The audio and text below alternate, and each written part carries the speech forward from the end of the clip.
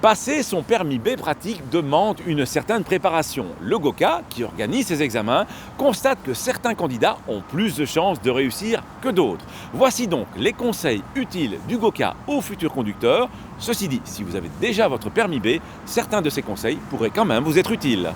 Certains candidats s'exercent uniquement aux abords du centre d'examen en espérant avoir une meilleure chance de réussir.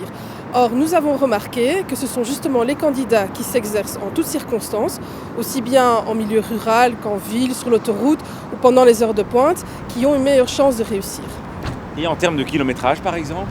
Bien, les candidats qui s'exercent durant leur période de formation entre 500 et 1000 km ont un taux de réussite légèrement supérieur à ceux qui s'exercent moins de 500 km.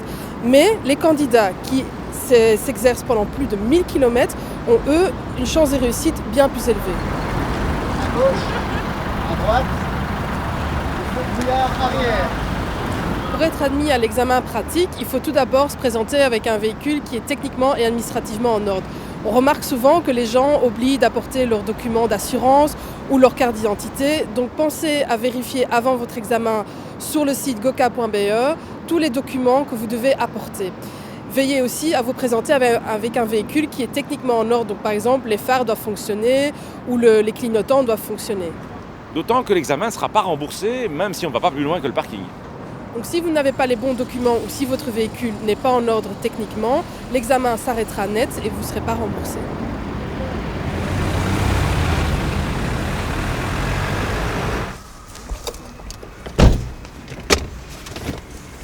Voilà.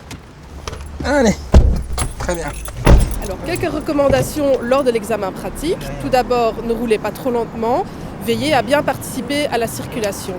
Écoutez bien et suivez bien les instructions de l'examinateur. En première, ça ira beaucoup mieux.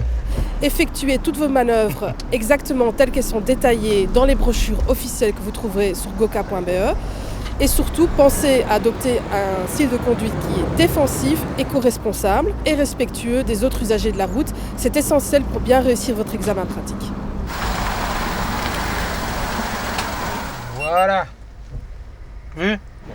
Préparer son permis B est à la fois grisant et stressant. Mais c'est surtout une période qu'il faut mettre à profit pour acquérir de l'expérience, de bons automatismes et une bonne manière de s'intégrer harmonieusement dans la circulation. Ce sont là des choses qui vous serviront toute votre vie de conducteur. À la question de la semaine dernière, il fallait répondre que stationner sur une place pour personnes handicapées sans y avoir droit est punissable d'une amende minimale de 110 €. À gagner cette semaine, 4 méthodes d'apprentissage pour le permis théorique et pratique. La question, le permis voiture s'appelle le permis A, le permis B ou le permis C. Soit vous téléphonez au 0905 56 493, soit vous envoyez un SMS au 60 20 en tapant contact 1, 2 ou 3 et vos coordonnées complètes. Quels sont les âges clés pour les grandes étapes du permis B ? L'âge minimum pour passer l'examen théorique est de 17 ans. La formation pratique via une école de conduite agréée est autorisée dès l'âge de 17 ans, même avant la réussite de l'examen théorique. Via la filière libre, il faut d'abord réussir le permis théorique. Le permis de conduite provisoire avec guide, valable 36 mois, peut être obtenu dès l'âge de 17 ans. Le permis de conduire provisoire sans guide, valable 18 mois, peut être obtenu dès l'âge de 18 ans. Quant à l'examen pratique, quelle que soit la filière, on ne peut le présenter qu'une fois atteint l'âge de 18 ans. À la semaine prochaine et d'ici là, bonne route!